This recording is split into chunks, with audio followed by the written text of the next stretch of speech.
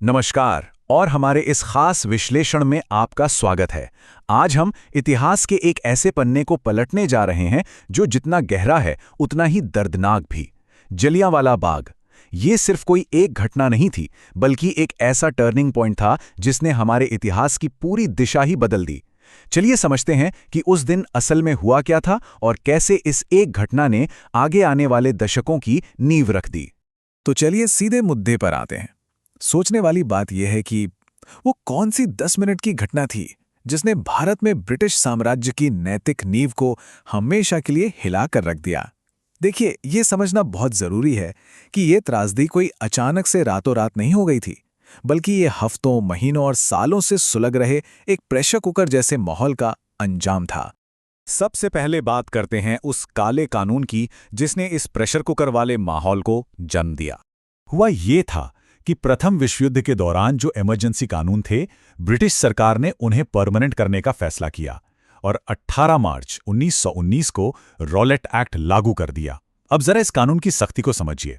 Police किसी को भी सिर्फ शक के आधार पर गिरफ्तार कर सकती थी, कोई ट्रायल नहीं और सीधा 2 साल की जेल। बिना वारंट आपके घर की तलाशी ली जा सकती थी और सार्वजनिक सभाओं पर तो पूरी तरह से बैन लगा दिया गया। उस समय भारतीयों ने इसे बिल्कुल सटीक नाम दिया था, नो अपील, नो दलील, नो वकील। इसका सीधा सा मकसद था लोगों की आवाज को कुचलना और एक खौफ का माहौल तैयार करना। इसके बाद अप्रैल 1919 में तो जैसे हालात बेकाबू ही हो गए। 6 अप्रैल को महात्मा गांधी ने इस कानून के खिलाफ एक देशव्यापी रॉलेट सत्याग्रह शुरू किया। फिर 9 अप्रैल को रामनवमी के दिन हिंदू मुस्लिम एकता की एक विशाल रैली निकली जिसने ब्रिटिश अधिकारियों की नींद उड़ा दी। घबराहट में ठीक अगले दिन 10 अप्रैल को उन्होंने पंजाब के 2 बड़े नेताओं डॉक्टर सैफुद्दीन किचलू और डॉक्टर सत्यपाल को गिरफ्तार कर लिया। गांधी जी को भी पंजाब आने से रोक दिया गया। इस सबसे पूरे अमृतसर में जबरदस्त विरोध प्रदर्शन हुए और हिंसा भड़क गई। इस आग को बुझाने के लिए जनरल डायर को भेजा गया, जिसने आते ही पूरे पंजाब में मार्शल लॉ लगा दिया। और इसी भारी तनाव के बीच आता है 13 अप्रैल का दिन, बैसाखी का दिन। और यहीं से शुरू होता है वो चरम बिंदु, जलियांवाला बाग, जो उस दिन एक मौत का जाल बन गया। चलिए अब उस जगह को और उस दिन को थोड़ा विजुअलाइज करते हैं। 13 अप्रैल 1919, अमृतसर का जलियांवाला बाग। इस जगह की बनावट को समझना बहुत जरूरी है। यह बाग करीब 6.5 एकड़ में फैला था, लेकिन सबसे डरावनी बात पता है क्या थी? ये चारों तरफ से ऊंची ऊंची दीवारों से घिरा हुआ था। अंदर जाने या बाहर निकलने का सिर्फ और सिर्फ एक ही संकरा रास्ता था, और पीने के पानी के नाम पर अंदर बस एक इकलौता कुआं था। घटना से ठीक पहले जनरल डायर ने भीड़ का अंदाजा लगाने के लिए बाग के ऊपर एक हवाई जहाज भी भेजा था। जब उसे पूरा यकीन हो गया तो वो अपने 90 सैनिकों के साथ वहां पहुंचा और उस इकलौते बाहर निकलने वाले रास्ते को ब्लॉक कर दिया। उस वक्त वहां करीब 15,000 लोग मौजूद थे। अब ध्यान देने वाली बात यह है कि इनमें सिर्फ शांतिपूर्ण प्रदर्शनकारी ही नहीं थे, बल्कि सैकड़ों ऐसे लोग भी थे जो बैसाखी के मौके पर अपने परिवारों, महिलाओं और छोटे छोटे बच्चों के साथ बस वहां इकट्ठा हुए थे।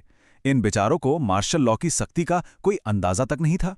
चारों तरफ ऊंची दीवारों से घिरे इस बाग में बाहर निकलने का सिर्फ एक संकरा रास्ता था। जनरल डायर ने क्या किया? उसने इस इकलौते रास्ते को अपने सैनिकों से पूरी तरह बंद करवा दिया। उसने भीड़ को वहां से हटने की कोई चेतावनी देना भी जरूरी नहीं समझा।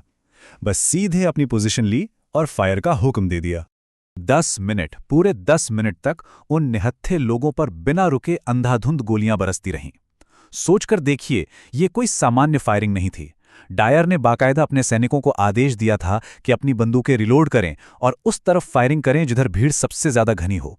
सैनिक घुटनों के बल बैठकर चुन चुनकर निशाना लगा रहे थे, और जो लोग जान बचाने के लिए उन ऊंची दीवारों पर चढ़ने की कोशिश कर रहे थे, उन्हें भी गोलियों से भून दिया गया।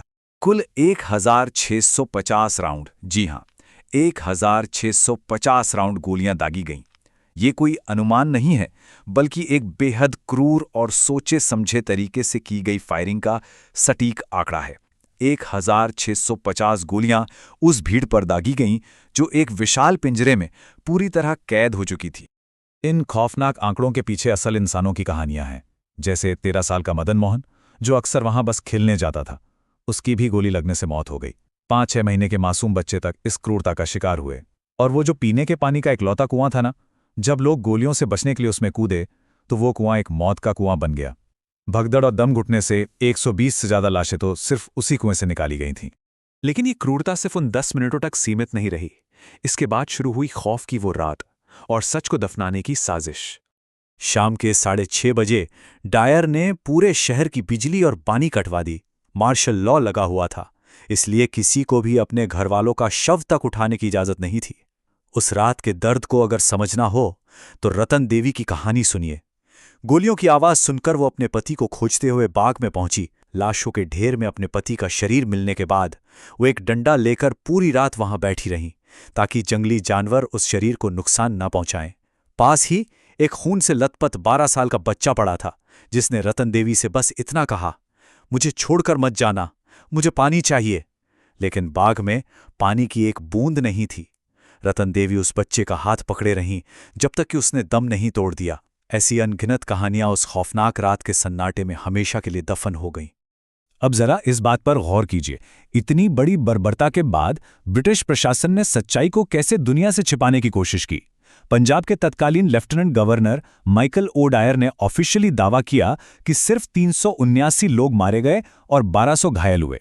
लेकिन हकीकत में 1000 से ज्यादा बेगुनाह लोग मारे गए थे और 2000 से भी ज्यादा लोग बुरी तरह जख्मी थे।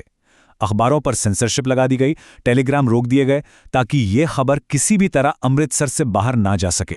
और इसके बाद जो हुआ वो न्याय के नाम पर एक बहुत भद्दा मजाक था।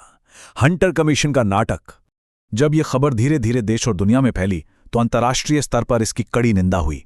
ब्रिटिश संसद में विंस्टन चर्चिल तक ने इसे राक्षसी कृत्य कहा। भारी विरोध के बाद ब्रिटिश सरकार ने हंटर कमीशन तो बना दिया, लेकिन उसके नतीजे बेहद निराशाजनक थे। कमीशन ने डायर को सिर्फ उसके पद से हटाया। 1000 से ज्यादा लोगों की जान लेने की कोई और गंभीर सजा उसे नहीं मिली। उस समय के ब्रिटेन की मानसिकता का अंदाज आप इसी से लगा सकते हैं कि ब्रिटिश संसद के हाउस ऑफ लॉर्ड्स ने डायर को पंजाब का रक्षक बताते हुए एक तलवार भेंट की।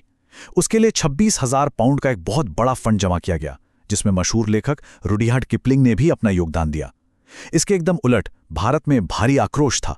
नोबेल पुरस्कार विजेता रविंद्रनाथ टैगोर ने अपनी नाइटहुड की उपाधि लौटा दी और महात्मा गांधी ने अपना काइसर हिंद मेडल वापस कर दिया। और इस घटना के बाद शुरू होती है प्रतिशोध और एक नई विरासत की कहानी। इस एक नरसंहार ने भारत के स्वतंत्रता संग्राम की पूरी दिशा ही बदल कर रख दी।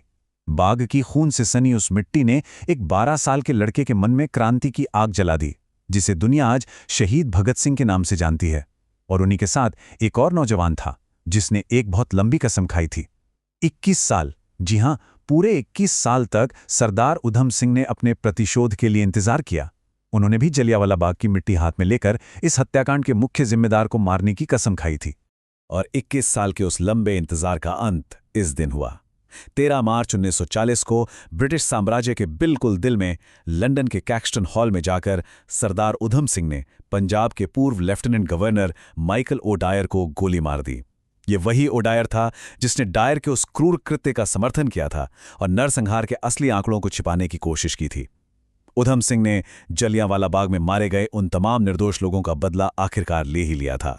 आज़ादी मिलने के बाद 1951 में इस घटना की याद में जलियांवाला बाग में एक मेमोरियल बनाया गया। लेकिन ये पूरा विश्लेषण हमें एक बहुत ही गहरे सवाल पर लाकर छोड़ देता है कि अगर 1919 की इस दर्दनाक चिंगारी ने 1947 की आज़ादी की आग को भड़काया, तो क्या कोई भी साम्राज्य इतने बड़े मॉरल कोलैप्स के बाद कभी भी सर्वाइव कर सकता है? जलियांवाला बाग सिर्फ एक त्रासदी नहीं थी, ये वो पल था जब ब्रिटिश हुकूमत ने भारत पर राज करने का अपना बचा-कुचा नैतिक अधिकार भी पूरी तरह से खो दिया था और ये साफ कर दिया था कि अब इस देश को मुकम्मल आज़ादी से कम कुछ भी मंजूर नहीं होगा। हमारे इस विश्लेषण में साथ जुड़ने के लिए आपका बहुत बहुत शुक्रिया। अगली बार फिर मिलेंगे।